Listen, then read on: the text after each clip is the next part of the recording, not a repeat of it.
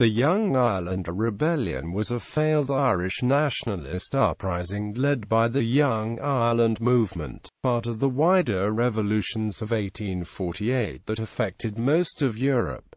It took place on the 29th of July 1848 in the village of Ballingarry, South Tipperary. After being chased by a force of Young Irelanders and the supporters, an Irish Constabulary unit raided a house and took those inside as hostages. A several-hour gunfight followed, but the rebels fled after a large group of police reinforcements arrived. It is sometimes called the Famine Rebellion of the Battle of Ballingarry.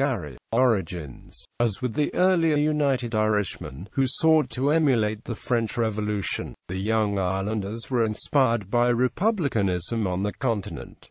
1848 was a year of revolutions throughout continental Europe. In February 1848, King Louis-Philippe of France was overthrown and the Second Republic was proclaimed in Paris. This revolution sent political shock waves across Europe, and revolutions broke out in Berlin, Vienna, Rome, Prague, and Budapest. At least temporarily, absolutist governments were replaced by liberal administrations. Suffrage was introduced for a portion of the population, and elections were held to constituent assemblies to draw up new national constitutions. It was sometimes described as the springtime of the people. Ireland was also still reeling from the impact of the Great Famine. The British government's reaction had been too little and too late to prevent the Irish people from suffering great hardship. This delayed reaction was criticized by Irish officials to little avail. Inspired by these events and the success of liberal, romantic nationalism on the European mainland, and disgusted by Daniel O'Connell's acceptance of patronage from the British Liberals,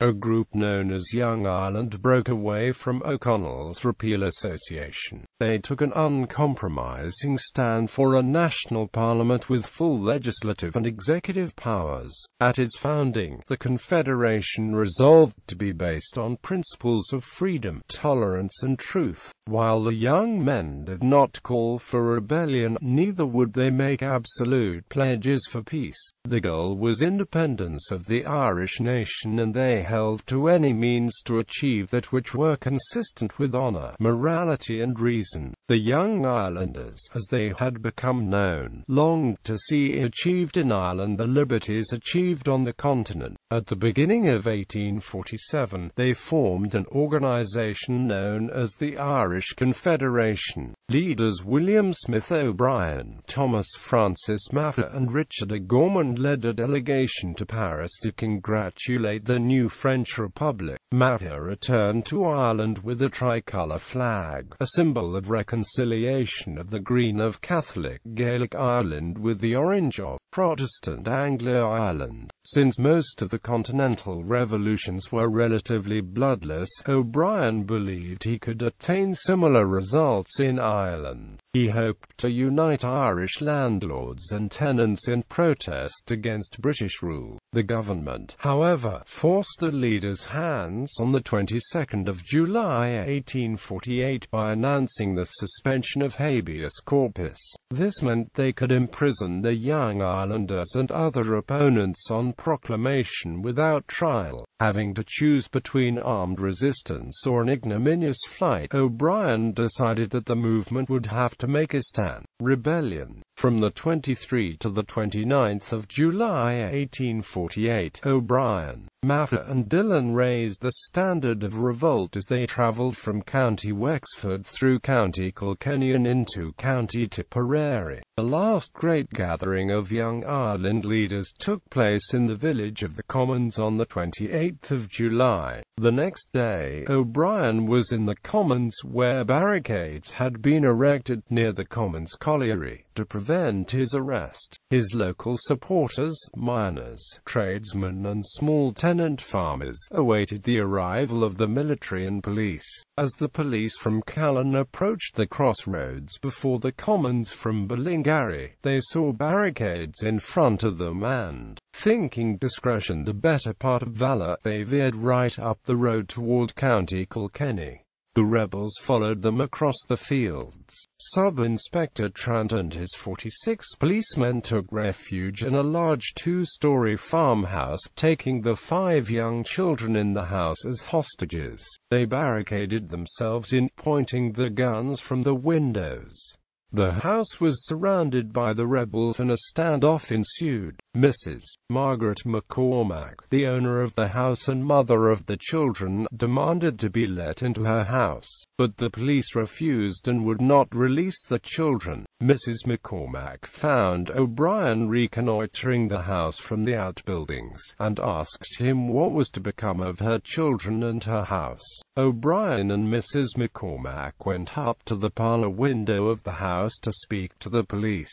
Through the window, O'Brien stated, "We are all Irishmen. Give up your guns and you are free to go." O'Brien shook hands with some of the police through the window. The initial report to the Lord Lieutenant of Ireland stated that a constable fired the first shot at O'Brien, who was attempting to negotiate. General firing then ensued between the police and the rebels. O'Brien had to be dragged out of the line of fire by James Stevens and Terence Bellew McManus, both of whom were wounded. The rebels were incensed that they had been fired upon without provocation, and the shooting went on for a number of hours. During the initial exchange of fire, the rebels at the front of the house, men, women and children, crouched beneath the wall. So great was the pressure of the crowd that one man, Thomas Walsh, was forced to cross from one side of the front gate to the other. As he crossed between the gate piers, he was shot dead by the police. During lulls in the shooting, the rebels retreated out of the range of fire. Another man, Patrick McBride, who had been standing at the gable end of the house when the firing began, and was quite safe where he was, found that his companions had retreated. Jumping up on the wall to run and join them, he was fatally wounded by the police. It was evident to the rebels that the position of the police was almost impregnable, and a Catholic clergyman of the parish, Rev. Philip Fitzgerald, endeavoured to mediate in the interests of peace. When a party of the Cashel police under Sub-Inspector Cox were seen arriving over Boulia Hill, the rebels attempted to stop them even though they were low on ammunition, but the police continued to advance, firing up the road. It became clear that the police in the house were about to be reinforced and rescued. The rebels then faded away, effectively terminating both the era of Young Ireland and repeal, but the consequences of their actions would follow them for many years. This event is colloquially known as the Battle of Widow McCormack's Cabbage Plot. Aftermath. John Mitchell, the most committed advocate of revolution, had been arrested early in 1848, then convicted on the purposefully created charge of treason felony. He was sentenced to transportation to Bermuda, where he joined other convicts laboring on the construction of the Royal Naval Dockyard on Ireland Island. He was subsequently sent to Van Diemen's Land, where he was soon to be joined by other leaders, such as William Smith O'Brien and Thomas Francis Maffer, who had both been arrested after Ballingarry. John Blake Dillon escaped to France, as did 3 of the younger members, James Stevens, John O'Mahony and Michael Doheny. Maffer and John Mitchell both managed to escape and emigrate to the United States in the early 1850s. They served on opposite sides of the American Civil War, Maffer serving with the Union, for which he recruited and commanded the Irish Brigade, and Mitchell allying himself with the South and living there, sending 3 sons to fight with the Confederacy. The McCormack family emigrated to the USA about 1853. Since that time, the McCormack House has always been known locally as the Warhouse. In 2004, the state decided on Famine Warhouse 1848 as the official name of the house, which had been designated a National Heritage Monument. Fenian Brotherhood, Irish Republican Brotherhood. After the collapse of the rebellion, James Stephens and John O'Mahony went to the continent to avoid arrest. In Paris they supported themselves by teaching and translation work and planned the next stage of the fight to overthrow British rule in Ireland. Quote, in 1856 O'Mahony went to America and founded the Fenian Brotherhood in 1858. Stephens returned to Ireland and in Dublin on St. Patrick's Day 1858, following an organising tour through the length and breadth of the country, founded the Irish counterpart of the American Fenians, the Irish Republican Brotherhood. Books by young Irelanders. Additional reading: The Life of John Mitchell, William Dillon, 2 vols. Life of John Mitchell, P.A. Szilard, James Duffy & Co., Limited, 1908. John Mitchell, P.S. O'Hegarty, Monsell & Amp Company, Limited, 1917. Irish Mitchell, Seamus McCall, Thomas Nelson & Sons Limited, 1938. John Mitchell, First Felon for Ireland, edited by Brian O'Higgins, 1947. John Mitchell, Noted Irish Lives, Lewis J. Walsh, The Talbot Press Limited, 1934. John Mitchell, A Cause Too Many, Aidan Hegarty, Camlin Press. Life of John Martin, P.A. Szilard, James Duffy & Amp Co. Limited, 1901. The Politics of Irish Literature, from Thomas Davis to W. B. Yeats, Malcolm Brown, Allen & Amp, Unwin, 1973. Thomas Davis, The Thinker and Teacher, Arthur Griffith, M.H. Gill & Amp, Son, 1922. Brigadier General Thomas Francis Maffer, his political and military career. Captain W. F. Lyons, Burns Oates & Amp, Washbourne Limited, 1869. Young Ireland in 1848. Dennis Gwynn, Cork University Press, 1949. Daniel O'Connell, The Irish Liberator, Dennis Gwynn, Hutchinson & Amp Co. Limited. O'Connell Davis and the Collages Bill, Dennis Gwynn, Cork University Press, 1948. Smith O'Brien and the Secession, Dennis Gwynn, Cork University Press.